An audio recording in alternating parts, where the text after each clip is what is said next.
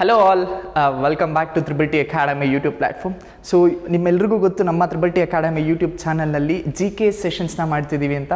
So let's starts with the G K sessions. The first question is, what does S C O stands for?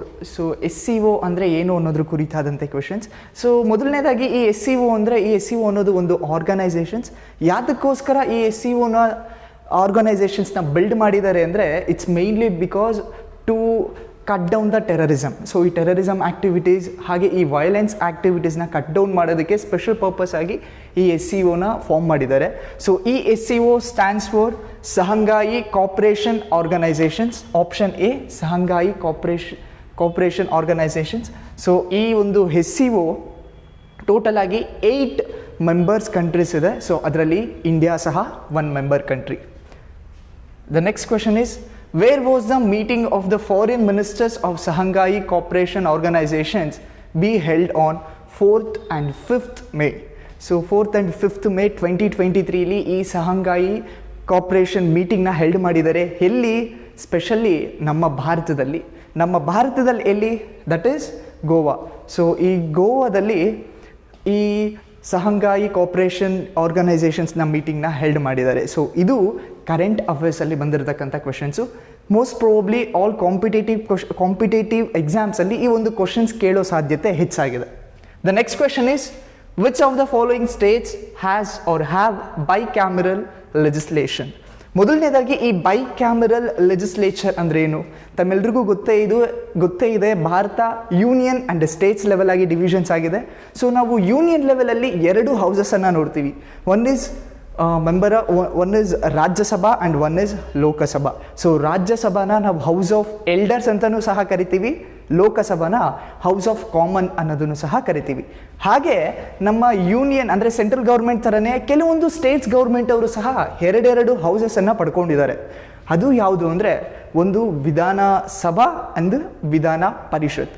So ಎಲ್ಲ ಕಂಟ್ರೀಸಲ್ಲೂ, almost ಇಂಡಿಯಾದಲ್ಲಿರ್ತಕ್ಕಂಥ ಎಲ್ಲ ಕಂಟ್ರೀಸಲ್ಲೂ ವಿಧಾನಸಭಾ ಇದೆ, ಆದರೆ ವಿಧಾನ ಪರಿಷತ್ ಮಾತ್ರ 6 ಸ್ಟೇಟಲ್ಲಿ ಮಾತ್ರ ಇದೆ. ಅದರಲ್ಲಿ ಒಂದು ಕರ್ನಾಟಕ. ಸೊ ಉಳಿದ ಮಿಕ್ಕ ಸ್ಟೇಟ್ಸಲ್ಲಿ ಯಾವ ಸ್ಟೇಟ್ಸಲ್ಲಿ ವಿಧಾನ ಪರಿಷತ್ ಇದೆ? Bihar, Maharashtra, Andhra Pradesh, Uttar Pradesh, Telangana and Karnataka. So remember, bicameral legislature is nothing but 2 ಹೌಸಸ್ಗಳಿರ್ತಕ್ಕಂಥದ್ದು. The next question, who was the chairman of the drafting committee of Indian constitutions?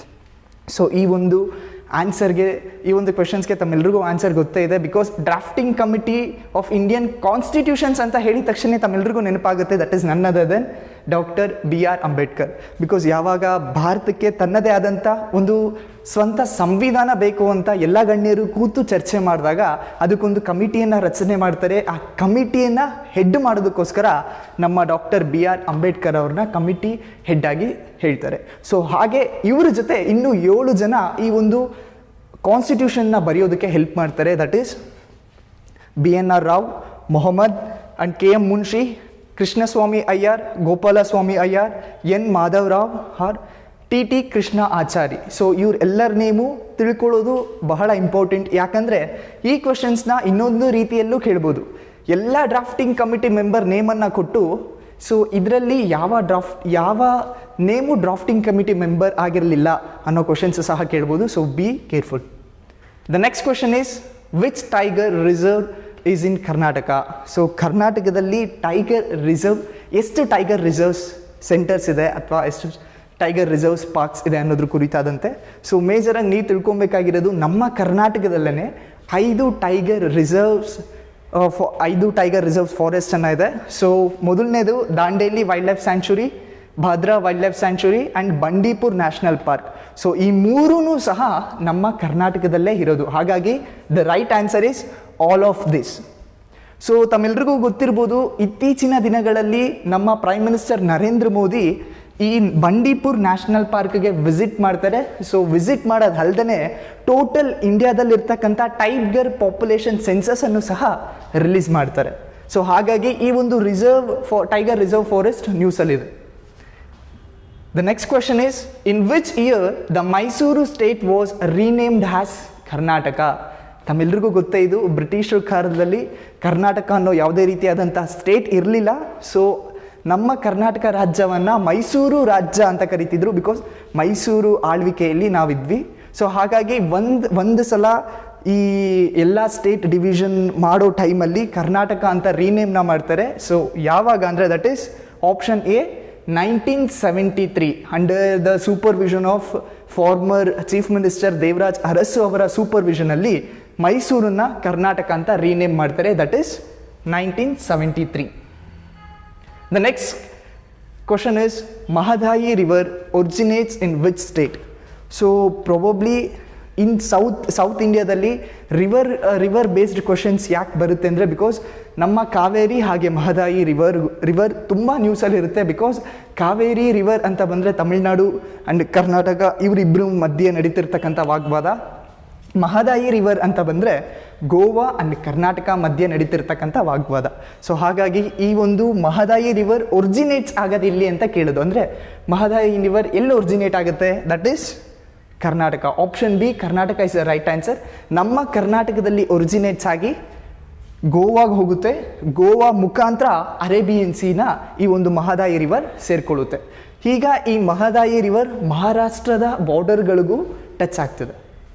The next question is, in February 2023, who among the following will be honored with the most promising actor award at the Dada Saheb Phalke International Film Festival Award 2023 in Mumbai? So ತಮ್ಮೆಲ್ಲರಿಗೂ ಗೊತ್ತೇ ಇದೆ ದಾದಾ Saheb Phalke award ಯಾರಿಗೆ ಕೊಡ್ತಾರೆ. So ಈ Dada Saheb Phalke award specially cinema ಇಂಡಸ್ಟ್ರಿಯಲ್ಲಿ ಯಾರೆಲ್ಲ ಅಚೀವ್ಮೆಂಟ್ನ ಮಾಡಿರ್ತಾರೆ ಅವ್ರಿಗೆ ಲೈಫ್ ಟೈಮ್ ಅಚೀವ್ಮೆಂಟ್ ಅಂತ ಈ ದಾದಾ ಸಾಹೇಬ್ ಪಾಲ್ಕೆ ಅವಾರ್ಡನ್ನು ಕೊಡ್ತಾರೆ. ಸೊ ನಮ್ಮ ಕನ್ನಡ ಇಂಡಸ್ಟ್ರಿಯಲ್ಲಿ ಡಾಕ್ಟರ್ ರಾಜ್ಕುಮಾರ್ ಅವ್ರಿಗೂ ಸಹ ಈ ಒಂದು ಅವಾರ್ಡ್ ಸಿಕ್ಕಿದೆ, ಹಾಗೆ ರಜನಿಕಾಂತ್ ಅವ್ರಿಗೂ ಸಹ ಈ ಒಂದು ಅವಾರ್ಡ್ ಸಿಕ್ಕಿದೆ. ಸೊ ಈ 2023 ಯಾವ ಹೀರೋಗೆ ಈ ಅವಾರ್ಡ್ ಕೊಡ್ತಾರೆ ಅನ್ನೋದು questions.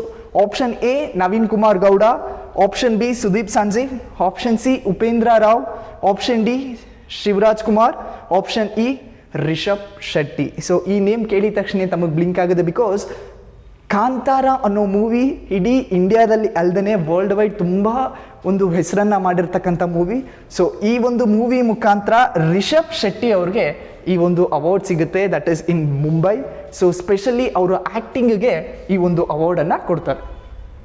The next question is, what does ನೀತಿ ಆಯೋಗ್ ಸ್ಟ್ಯಾಂಡ್ಸ್ ಫಾರ್? ಸೊ ನೀತಿ ಆಯೋಗ್ ಅಂದರೆ ಏನು ಅಂತ. ಸೊ ನೀತಿ Aayog is nothing but national institute for transforming India. So ಯಾಕೆ ಇದನ್ನು ಓಪನ್ ಮಾಡಿದ್ರು? ಇಟ್ಸ್ ಬಿಕಾಸ್ ಇಂಡಿಯಾನ ಎಕನಾಮಿಕ್ ವೈಸ್ನ ಗ್ರೋತ್ ಮಾಡೋದಕ್ಕೆ, ಸ್ಕಿಲ್ ಡೆವಲಪ್ಮೆಂಟ್ನ ಮಾಡೋದಕ್ಕೆ, ಸೊ ರಿಸರ್ಚ್, ಸೊ ಈ ಥರ ಫೀಲ್ಡಲ್ಲಿ ಹೆಚ್ಚು ಆಸಕ್ತಿಯನ್ನು ಕೊಟ್ಟು ಇಂಡಿಯಾನ ಎಕನಾಮಿಕಲಿ ಸ್ಟ್ರಾಂಗ್ ಮಾಡೋದಕ್ಕೆ ಈ ಒಂದು ನೀತಿ ಆಯೋಗನ ಎಸ್ಟಾಬ್ಲಿಷ್ ಮಾಡ್ತಾರೆ. The next question is, which is the highest award given in Padma award? So remember, Padma ಅವಾರ್ಡಲ್ಲಿ ಯಾವ ಅವಾರ್ಡು ಹೈಯೆಸ್ಟ್ ಅವಾರ್ಡ್? ಈ ಪದ್ಮ ಅವಾರ್ಡ್ ಅಂದರೆ it is the highest civilian award. ಯಾರೆಲ್ಲ ಅಭ್ಯರ್ಥಿಗಳು, ಯಾರೆಲ್ಲ ಕ್ಯಾಂಡಿಡೇಟ್ಸ್ ಅಥವಾ ಯಾರೆಲ್ಲ ಇಂಡಿಯನ್ಸ್ ಸ್ಪೆಷಲಾಗಿ ಸೋಷಲ್ ಸರ್ವಿಸ್ ಸೆಕ್ಟರಲ್ಲಿ ತುಂಬ ಹೆಸರನ್ನು ಮಾಡ್ತಾರೆ, ತುಂಬ ಸೋಷಲ್ ಸರ್ವಿಸನ್ನು ಮಾಡ್ತಾರೆ, ಸೊ ಅಂಥವ್ರಿಗೆ ರೆಕಾಗ್ನೈಸ್ ಮಾಡಿ ಅವಾರ್ಡನ್ನು ಕೊಡ್ತಕ್ಕಂಥದ್ದು. ಸೊ ಅದು ಪದ್ಮ ಅವಾರ್ಡು. ಸೊ ಇಲ್ಲಿ ಕೇಳಿರ್ತಕ್ಕಂಥ question, which is the highest award given in Padma ಅವಾರ್ಡಲ್ಲಿ? ಈ ಪದ್ಮ ಅವಾರ್ಡಲ್ಲೇ 3 ಥರದ ಅವಾರ್ಡ್ ಇದೆ. That is Padma Vibhushan, Padma Bhushan, Padma Shri. So highest award is Padma Vibhushan. So Padma Vibhushan highest award, civilian award. So ಹಾಗಾದರೆ ಪದ್ಮ ವಿಭೂಷಣ್ಗೂ ಮುಂಚೆ ಯಾವುದು? Bharat Ratna. So Bharat Ratna highest civilian award in India. ಅದಾದ ನಂತರ ಪದ್ಮ ವಿಭೂಷಣ್, ಅದಾದ ನಂತರ ಪದ್ಮಭೂಷಣ್, ಅದಾದ ನಂತರ ಪದ್ಮಶ್ರೀ ಅವಾರ್ಡನ್ನು ಕೊಡ್ತಾರೆ. ಸೊ ಇದಿಷ್ಟು ಇವತ್ತಿನ G K questions, G K sessions. So ಇದೇ ರೀತಿ ಮತ್ತಷ್ಟು ಮಾಹಿತಿಗೋಸ್ಕರ ಡೋಂಟ್ ಫರ್ಗೆಟ್ ಟು ಸಬ್ಸ್ಕ್ರೈಬ್ ಆ channel. Thank you. Have a good day.